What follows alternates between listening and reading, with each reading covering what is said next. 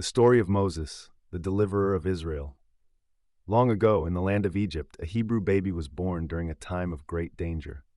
Pharaoh, the king of Egypt, had ordered that every Hebrew baby boy be killed, for he feared the growing strength of the Israelites. But this child was special.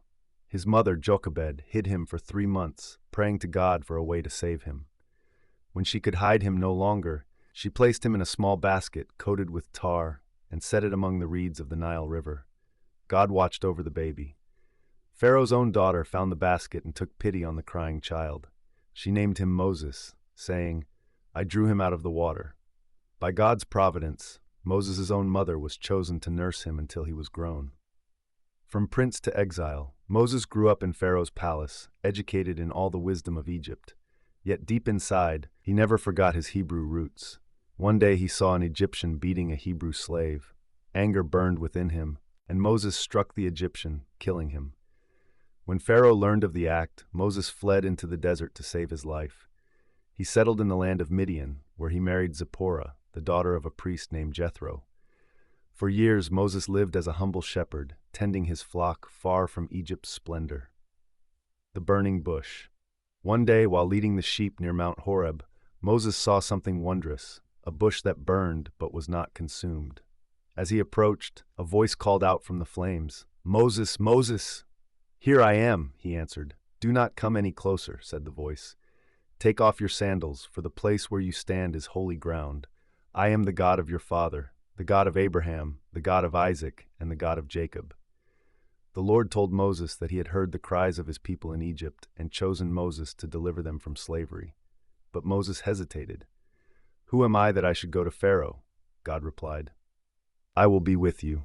When Moses asked what name he should give to the Israelites, God said, "I am who I am. Tell them, I am has sent you." The 10 plagues of Egypt. With his brother Aaron as his spokesman, Moses returned to Egypt and stood before Pharaoh, commanding, "Let my people go." But Pharaoh's heart was hardened. God sent 10 plagues upon Egypt.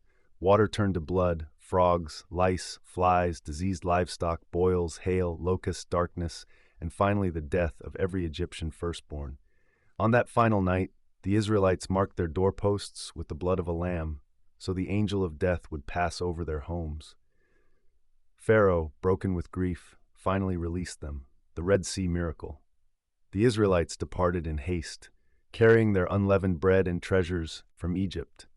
But Pharaoh's heart hardened once more, and he pursued them with his army.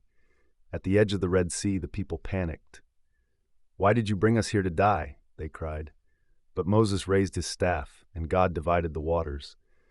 The Israelites crossed on dry ground, while walls of water stood beside them.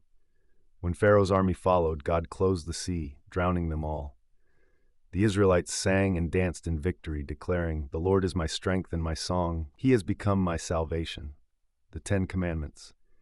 At Mount Sinai, God descended in thunder and fire. There he gave Moses the 10 Commandments, written on stone tablets, laws to guide his people in righteousness. But when Moses descended the mountain, he found the people worshiping a golden calf. In anger, he shattered the tablets. Yet God, in his mercy, renewed his covenant and wrote them again. Moses' face shone with light when he spoke with God, for he had been in the presence of the Almighty. The wilderness years. For 40 years, Moses led the Israelites through the desert. They faced hunger, thirst, rebellion, and doubt, yet God provided manna from heaven and water from the rock. Though Moses longed to enter the promised land, God told him he would only see it from afar. On Mount Nebo, overlooking the land of Canaan, Moses gazed upon the promise fulfilled. There God called him home. No prophet like Moses ever arose again in Israel, whom the Lord knew face to face.